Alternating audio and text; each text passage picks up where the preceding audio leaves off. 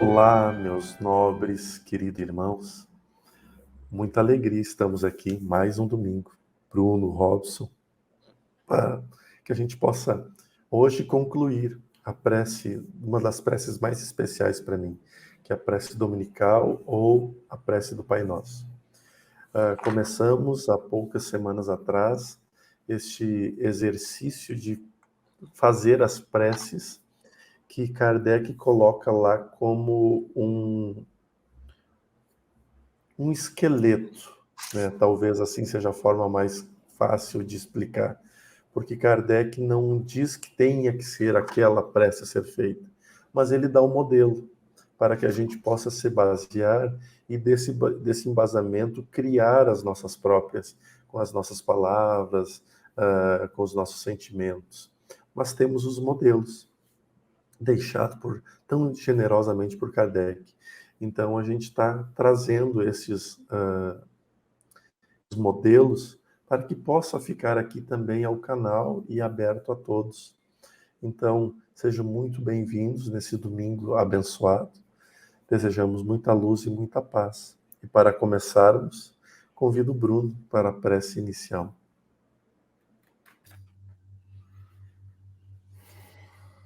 Querido e bondoso Deus, obrigado pela oportunidade de mais uma vez estarmos entre amigos, estudando aquilo que você deixou para nós.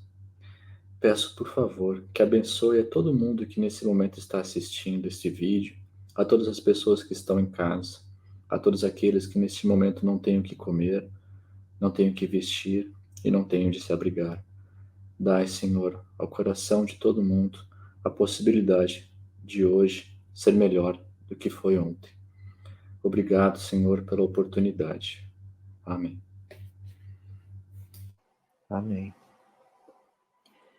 Então, hoje nós estamos estudando a última parte do Pai Nosso, é o capítulo 28 do Evangelho segundo o Espiritismo, coletânea de preces espíritas. O item 3.6 é a continuação do Pai Nosso. O Bruno pode fazer então a leitura, por favor. Não nos deixes cair em tentação, mas livrai-nos do mal. Dai-nos, Senhor, a força de resistir às sugestões dos maus espíritos, que tentarão desviar-nos da senda do bem, inspirando-nos maus pensamentos. Mas nós somos nós mesmos, espíritos imperfeitos, encarnados na terra para espiar nossas faltas e nos melhorarmos. A causa do mal está em nós próprios, e os maus espíritos apenas se aproveitam de nossas tendências viciosas, nas quais nos entretêm, para nos tentarem. Cada imperfeição é uma porta aberta às suas influências, enquanto eles são impotentes e renunciam a qualquer tentativa contra os seres perfeitos. Tudo o que possamos fazer para afastá-los será inútil, se não lhes opusermos uma vontade inquebrantável na prática do bem, com absoluta renúncia ao mal. É, pois, contra nós mesmos que devemos dirigir os nossos esforços, e então os maus espíritos se afastarão naturalmente, porque o mal é o que os atrai, enquanto o bem os repele. Senhor, amparai-nos em nossa fraqueza, inspirai-nos pela voz de nossos anjos guardiões e dos bons espíritos, a vontade de corrigirmos as nossas imperfeições, a fim de fecharmos a nossa alma ao acesso dos espíritos impuros. O mal não é, portanto, vossa obra, Senhor, porque a fonte de todo bem não pode engendrar nenhum mal. Somos nós mesmos que o criamos, ao infringir as vossas leis e pelo mau uso que fazemos da liberdade que nos concedestes. Quando os homens observarem as vossas leis, o mal desaparecerá da terra, como já desapareceu dos mundos mais adiantados. Não existe para ninguém a fatalidade do mal, que só parece irresistível para aqueles que nele se comprazem.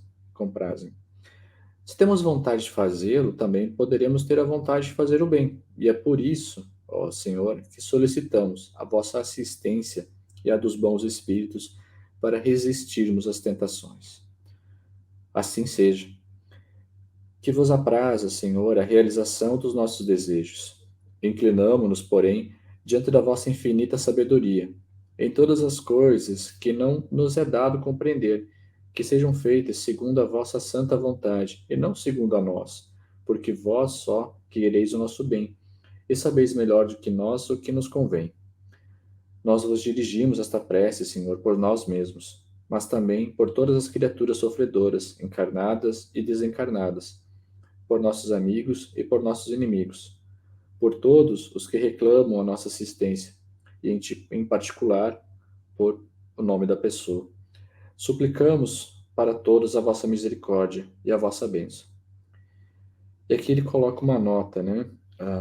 Aqui podem ser feitos agradecimentos a Deus pelas graças concedidas e formulados os pedidos que se queiram para si mesmo e para os outros. Ver adiante as outras próximas preces, 26 e 27.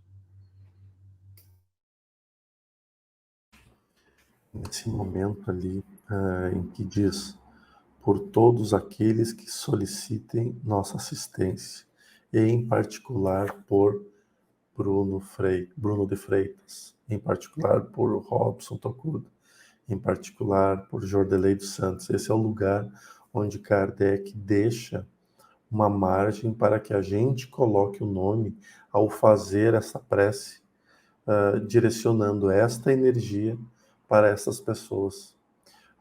Em toda essa coletânea de preces é muito interessante porque vai ter esse espaço.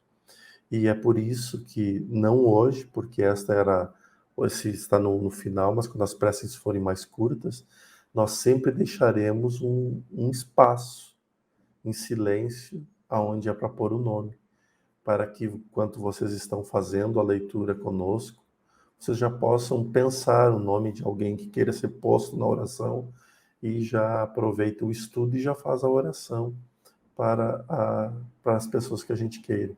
Mas é exatamente nesse momento, porque veja, no momento que ele diz que assim seja, aí ele começa a explicar a perfeição de Deus, as imperfeições de nós, ele coloca lá, por todos aqueles que solicitem nossa assistência, em particular por fulano de tal. É muito interessante, porque essa preocupação trazida e levantada por Kardec lá, a gente tem que olhar 1850. 60, 50 e alguma coisa. E essa preocupação, por quê? Porque a gente sempre aprendeu, e isso é uma consideração importante e relevante de se trazer, as orações que nós conhecíamos até o advento do Espiritismo eram as orações decoradas. Então nós rezávamos Ave Maria, nós rezávamos Pai Nosso, nós rezávamos Creio em Deus Pai, Salve Rainha, e mais outras, né? Mas eram todas orações decoradas. O Espiritismo vem e nos revela que conversar com Deus é muito além. Na verdade, não foi o Espiritismo, Jesus nos revela isso, mas nós perdemos um pouco esse conceito de ensinamento e a gente se mantém sempre nessas orações sistemáticas, né? E o Espiritismo vem, os bons espíritos vêm e nos trazem de novo a relembrança de Jesus, dizendo que abra teu coração e converse com Deus. Então, Kardec, quando cria estes modelos, ele deixa muito claro a intenção da prece, a intenção dele trazer prece tão aprofundada, que é sempre com a intenção da caridade e do amor. A minha edição aqui está falando o Livro dos Espíritos, 1864, que é o original. Então, Kardec pensou nisso na década de 60 dos anos 1800, né? E é isso que você está explicando, né, Jorge? Por exemplo, no próximo item, que é Reuniões Espíritas, tem uma prece que é no número 6. Aí o finzinho da prece: rogamos especialmente ao Espírito de 3 pontos, nosso guia espiritual. Aí a gente leria dando um espaço, né? Ah, sei. Aí, Bruno, provavelmente é você que vai ler, né? Talvez a gente já pode combinar assim uma contagem. Por exemplo, ler assim: rogamos especialmente ao Espírito de. Aí mentalmente você conta até 5. Porque aí a pessoa que estiver acompanhando a prece, aí ela coloca mentalmente o nome do mentor dela, né? Por exemplo. Não é isso? Se não souber de Jesus, de Oikenaz, de Lázaro, de Bezerra, e, e aí a gente vai indo.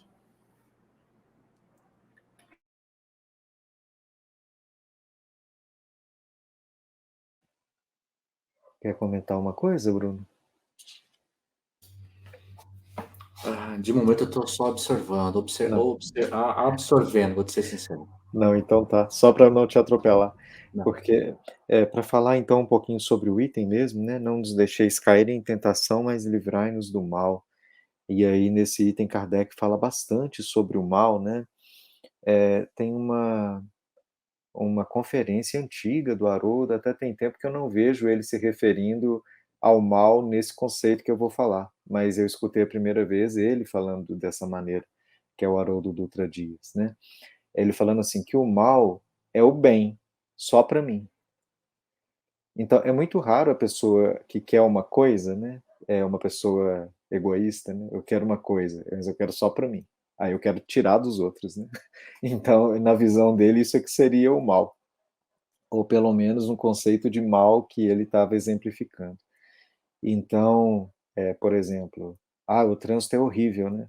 Ia ser ótimo se a avenida fosse fechada só para eu passar. Então, no horário que eu fosse passar, ninguém pode tirar o carro, eu passo, aí depois tá. Depois vocês podem usar a avenida à vontade, né? Então, não é que eu quero o mal das pessoas, que elas não vão ter direito à avenida, mas eu quero aquilo só para mim, né? E nessa vontade que muitos têm de desejar tudo só para eles, é que acaba acumulando muita coisa que a gente chama de mal, né? Ou que acumula muitas coisas que a gente chama de injustiça. E aí começa a ter essa coisa de revolta, de desejo de vingança, porque me tiraram tal coisa, isso era meu, né? E deixou de ser meu. E aí que vem essa sensação de que eu preciso ser duro também, ou eu preciso ser egoísta também, senão eu vou ficar sem nada, né? E aí que nessa coisa do olho por olho a gente acaba onde a gente está, né? Todo mundo cego e ninguém sem o que queria. Mas aí acho que a tentação que ele fala, né, em termos desse conceito que o Haroldo traz, é muito essa tentação de eu querer as coisas só para mim, né? Não saber compartilhar, não saber entender que Deus quer o bem para todo mundo, né? Não só para mim, não vai deixar os outros de fora. Sabe, quando você estava falando, eu estava pensando e estava lembrando de acho que de uma live recente, onde foi falado sobre reforma íntima, e de um vídeo um pouco mais antigo do portal, onde falaram sobre obsessão. E aqui ele fala que a causa do mal está em nós próprios, e os maus apenas se aproveitam de nossas tendências viciosas, nos quais se entretêm para nos tentar. Então, quando é falado, por exemplo, não nos deixe cair em tentação, veja, se eu tenho um vício em álcool, assim, que está se tornando complicado, né? Qual que seria a tentação que os maus espíritos se aproveitam disso, né, em nós? Chega lá no nosso ouvido e fala, ó, seria tão bom tomar uma pinguinha agora, né? Uma pinguinha, um vinho, agora seria tão bom. E você sabe que aquilo vai te conduzir talvez a um desequilíbrio desenfreado, onde você sabe que você não vai se controlar, porque você gosta, e aquilo para ti é uma tendência. Aí o que que você faz? Você vai lá e toma, e se sente mal, e enfim, há uma porta aberta para muitas outras coisas. E aí, quando ele fala cada imperfeição, é uma porta aberta às influências, entra aquela questão da reforma íntima, né, que é tanto falado, tão comentado, assim, poxa, eu sei que eu tenho muita coisa para melhorar, e eu sei que pelas minhas fraquezas, pelas minhas imperfeições, é uma porta de entrada, porque, por exemplo, se eu sou um exemplo, se eu sou uma pessoa ciumenta, vai vir lá e vai vir um monte de provocações para me despertar o ciúme, que vai me despertar uma série de outros problemas. Poxa, então por que que eu não começo a trabalhar um pouco mais esse mim para fechar essa brecha? Terão tantas outras, pelo menos uma já reduzi um pouco, sabe? Eu vejo por esse lado.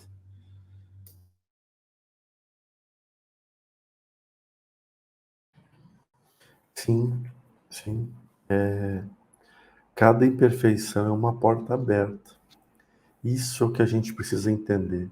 Faz tempo até que eu não falo que os obsessores são os nossos melhores amigos. E eu sei que isso causa muito espanto, porque todo mundo, nós migramos os conceitos, as personas da igreja para o espiritismo, tá? Nós migramos. Então, nós migramos o inferno para o umbral, e nós migramos os demônios para os obsessores. E só que a gente não se dá conta que os nossos perseguidores, eles só estão nos cobrando algo. Eles só estão cobrando exatamente o que nós estamos falando há vários vídeos, há vários anos, o que nós não devemos levar para o outro lado quando nós formos convidados a ir, que é o ressentimento, porque o ressentimento vai fazer com que nós venhamos a nos tornar os cobradores. E não adianta, mas eu rezei muito, mas eu fiz centro espírita, mas pipipi, popopó. Não, ressentimento é ressentimento, e é a energia que vai vigorar no teu ser, e não o que tu fez. Então, naquele momento, a gente pode sim se tornar um perseguidor pelos ressentimentos internos. Isso é reforma íntima. E então, hoje, algozes, amanhã, perseguidos. Esse tem sido o ciclo. E o que a gente fala é quebrar esses ciclos. Então, um obsessor, ele se torna o melhor amigo de nós, o nosso melhor amigo, porque ele vem e nos apresenta exatamente as nossas falhas. Esse exemplo teu da bebida é incrível, Bruno. E a gente pode botar isso para todos os setores, né? O álcool, o tabaco, o sexo, a alimentação, o doce, tudo que é em excesso, né? Tudo que é em muito excesso. A adrenalina por alta velocidade. Eu acho que só atualizando a linguagem, né, é exatamente isso que você falou e que o Jordelei completou, né, Bruno? Mas só traduzindo para a linguagem quântica, né? Então, assim, a nossa vontade de beber, por exemplo, é uma vibração na minha mente. Essa vibração vai atrair quem está vibrando parecido. Então, na verdade, não é como se fosse assim, os obsessores vieram e aí me fizeram ter vontade de beber, entende? A pessoa tem aquela dificuldade, ela já está vibrando esse assunto, e aí os obsessores, lá, ó, tem alguém que é da nossa turma, vamos lá, porque a gente vai conseguir ali o que a gente quer. E aí que acaba sendo esse tipo de afinidade, né? Então não é bem como se os obsessores fossem os demônios, igual disse o Jordelei. Os obsessores só estão procurando alguém que está pensando no mesmo assunto que eles. E aí, na hora que eles encontram, pronto, achamos o nosso cúmplice. Achamos alguém que pensa igual a gente. Aí eles vão e dão a ideia, né? Igual, por exemplo, assim, se tem um obsessor, né, que é violento e quer roubar, né, ou quer praticar um crime. Por exemplo, se chegar perto de alguém que não tem a menor afinidade com isso, vai ficar falando, né, na cabeça da pessoa, vai pra rua, né, você foi injustiçado e você tem que tomar força as coisas que você não tem. Por exemplo, se falar isso na minha cabeça, eu vou falar para ele assim, eu não.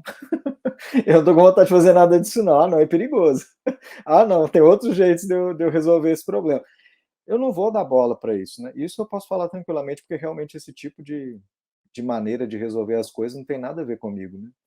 Então, ele vai procurar outra pessoa que pensa assim, né? Não, tem fulano de tal, tá revoltado e acha que é tomando a força que ele vai conseguir o que ele quer. E aí vai esse tipo de vibração, né? Então, vibração. Sabe, eu não quero estender muito, mas eu só queria complementar, porque o que o Júlio estava explicando, eu lembrei de algo que eu tenho costumado falar aqui depois que eu comecei a aprender um pouco mais sobre isso. E eu costumo dizer que os obsessores são nossos professores, porque eles nos mostram exatamente onde é que você tem que melhorar. Eu tenho assim, procurado ver dessa forma, porque aí eu também tenho parado um pouco de me preocupar tanto com isso, sabe? E eu sei que eu tenho lidado com professores, independente do que fomos no passado, né? Do que causamos ou não causamos, isso é outra história. Mas eles nos apontam exatamente onde é que você tem que melhorar. E aí, como o Jordelei falou, são nossos melhores amigos. O que o melhor amigo quer para o outro? Né? Quer ajudar, quer mostrar, quer amparar, falar, cara, você tá errando nesse negócio aí, mano, você tem que resolver isso aí. O que eles fazem? na maneira deles, né, é apontar aquilo que a gente sabe que tem que melhorar. Se um dia tu teve um ataque de ciúme, de raiva, cara, da onde que saiu isso aí? Tá, então, beleza, entendi. Cara, tem que melhorar isso daí. Agradece. Agradece porque ele fez o trabalho que você não pôde perceber que você realmente tem que melhorar aquilo ali. Assim, de maneira geral falando, sabe? Eu vejo dessa forma.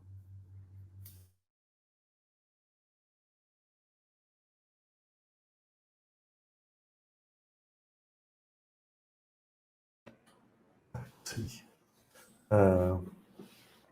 E é exatamente essa forma. Eu estava dando um comando aqui no teclado para liberar o microfone, só que mexi na outra tela aqui. E é exatamente isso. O que a gente que encaminha é para que a gente não pense mais em terceiros, que a gente não terceirize mais nada, que a gente não terceirize a fé, que a gente não terceirize a boa sorte, que a gente não terceirize a má sorte, né? Não se terceiriza mais. É assumir as responsabilidades dos nossos atos. Então, eu sei que eu fui, mas agora eu não quero mais ser. Então, eu não quero mais ser é muito mais forte, mais importante que tudo, né? É para esse mundo que a gente caminha, e que é um mundo de regeneração. Então, e estamos a passos largos. E eu gostaria de agradecer por mais este domingo, estando junto com vocês, em seus lares, vocês reservando um minutinho, um tempinho ali, um minutinho não, 22 minutinhos do tempo precioso da vida de vocês, para estarem aqui ouvindo e conversando de uma certa forma conosco. Obrigado. Portal Paz agradece de coração. Semana que vem tem mais. E eu lanço um convite também. Vá até o outro canal que nós criamos agora, que é Jordelei dos Santos, e lá tem capítulos pequenininhos que duram, o mais longo até agora tem 5 minutos, que são mensagens do Evangelho no lar feito por Jesus, na casa de Simão Pedro. Capítulos curtinhos com imagens lindas e uma voz muito bem pausada e falada que alegra demais nossos corações.